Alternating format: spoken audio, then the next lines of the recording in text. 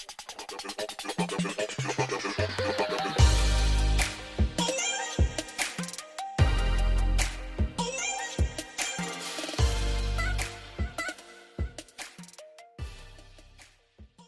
Souls, so to get started, I kind of want to give you just a little bit of a visual rundown of like the supplies that you'll need for when you're doing smudging.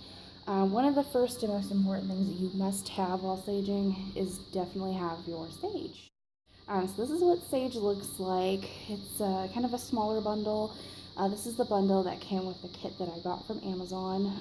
I've seen many bundles that are way bigger than this. They're a lot bigger. So whatever suits your fancy. And then actually real quick, I'm going to show you the kit that I got from Amazon. That's kind of what it looks like, the box that comes in. Usually when I'm done, I put everything in the box so it's all together. But like I said, it's only $14 at Amazon, and I love this kit. It's perfect for like beginners, or if you just want like a little sage kit. So you'll definitely need the sage. This is also the Palo Santo stick. You do not have to have the Palo Santo stick while you're smudging, but it does help. The Palo Santo stick is used for cultivating positive energy throughout your space or yourself or whatever you're using it for. And then you'll definitely need, this came with my kit, you'll definitely need a candle. This one's kind of small. I like big candles, so I usually use this candle, but I have that other one on hand just in case I want to use it. And then, and then you'll definitely need your feather.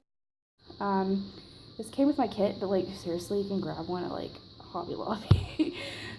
This is to waft, and I'll show you that here in a minute. That's to waft the smoke while you're saging.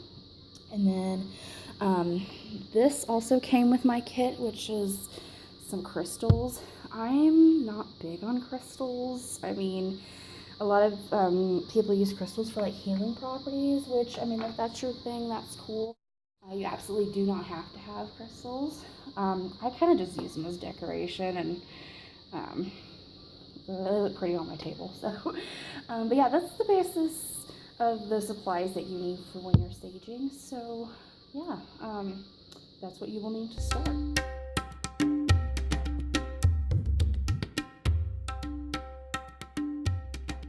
So to actually do the ritual process, one of the first things that you want to do is you want to open either a window, a door, a closet.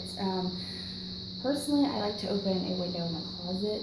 I don't really like to open my door because it's an apartment. I don't want anybody coming in. So open what you're comfortable with. Like I said, I just open a window in my closet. And then the first thing, or the next thing that you want to do is you want to light your candle. And when you light your candle, you want to set an intention. It could be anything of you're doing this, anything that you're wanting to cultivate while you're doing your saging. So this could be you want to sage because you were recently sick and you want to get the sickness out of your house, or you want to sage because it's been a rough time for you and you just want to get the negative energy out and clear it so new things can come in.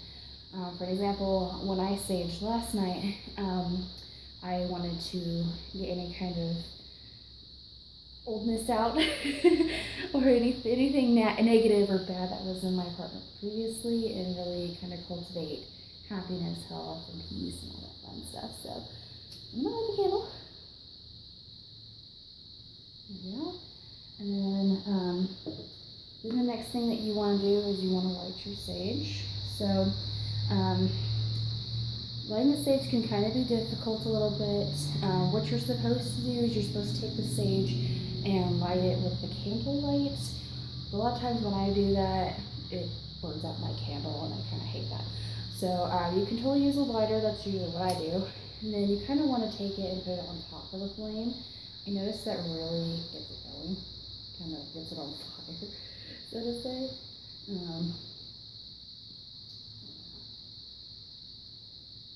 And then this kind of goes without saying, but always practice safety fire. Make sure you're, being safe. Don't burn down your space. Yeah, if it doesn't stay lit, feel free to continue to light it. Get it as lit as you want it. I really like, there we go.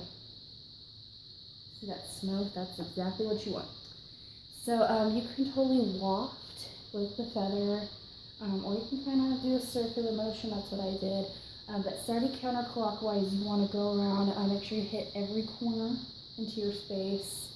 And then one thing I did forget to mention is if you do use crystals, or if you drop your crystals like I did, you want to either put them in the space that you're wanting to cleanse, or you can keep them in your pocket or your hand. So that's what you do with your sage. You could also sage yourself.